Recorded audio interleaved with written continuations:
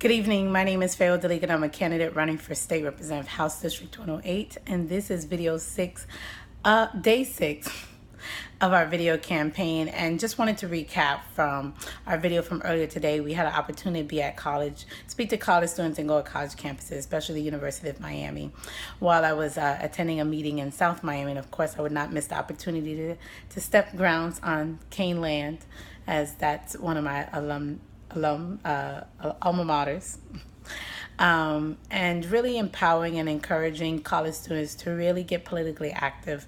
That is one of the best times to really understand what their political views are and to kind of be more exposed to different opportunities. I know for me, while I was in college, it really helped me to understand the importance of being politically active, the importance in even being a leader and being a leader who's politically savvy.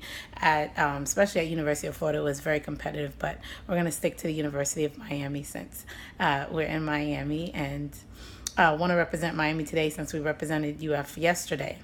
And moving forward, unfortunately, on a sadder note, the situation occurred this evening, or today I should say, in Baton Rouge, where a 37-year-old man lost his life through an altercation with police officers. Not sure what transpired from the situation in order to make it end in a fatal situation, but I did watch the video. My team and I watched the video, and just asking ourselves a lot of questions. Why is this all of a sudden that there is such an increase in such situations that did not need to be fatal or so forceful, dealing with police officers, that it's taking the innocent lives of Black people, especially Black people?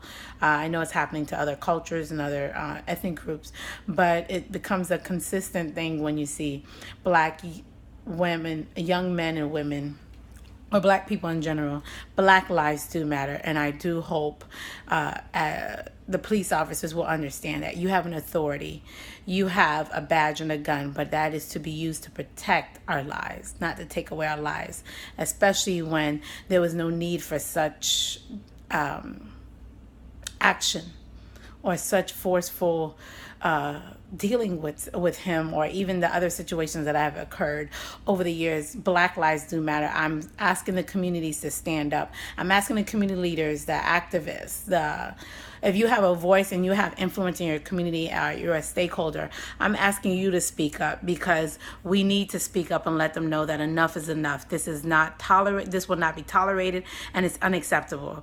And I say this as a community activist before a candidate. I put my candidate hat aside, because I'm not even going to ask for your vote during this video this evening. What I will ask you, though, is challenge you to ask, what are you going to do in this situation? How are you going to impact that we press for justice to be done, one, and two, that no more Black lives will be taken so innocently in such hasteful, sinful acts by, unfortunately, a few police officers who are making it very difficult for other police officers. I know there are some great police officers. There's more good than bad police officers, because I've met them and I see them.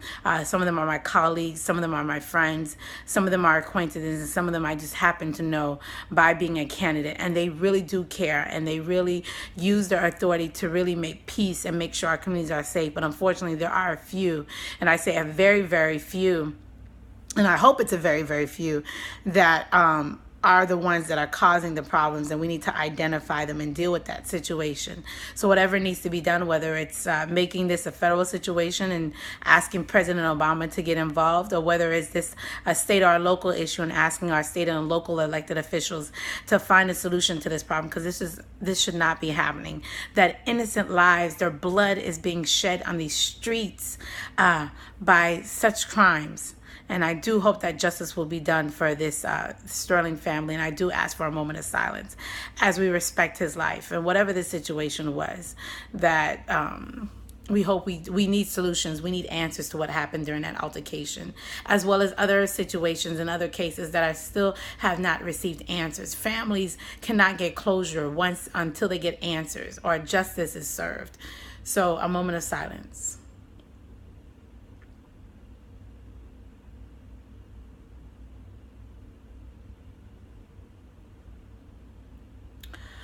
Sterling family, from your brothers and sisters here in Miami-Dade County, South Florida, the state of Florida, our heart goes out to you. However we could be of service to you, please know that we are here for you.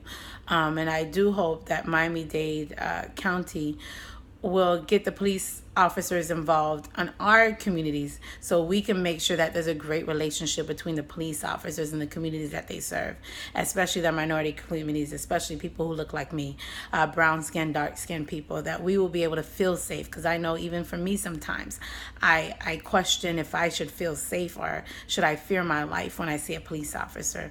But that should not be the case. Every time we see a police officer, no matter what color skin we have or how old or young we are, what gender we are, we should feel safe every time we see a police officer pass by us or every time we encounter a police officer. My hat goes out to those who really do their job with love, dignity, and respect.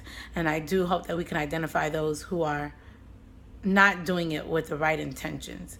I'm going to keep this video short. All I would say is, Sterling family, my prayers are with you. We are here for you, and we stand and wait for justice for you as well. Fayola Delica, candidate for State Representative, House District 108. You all have a wonderful evening.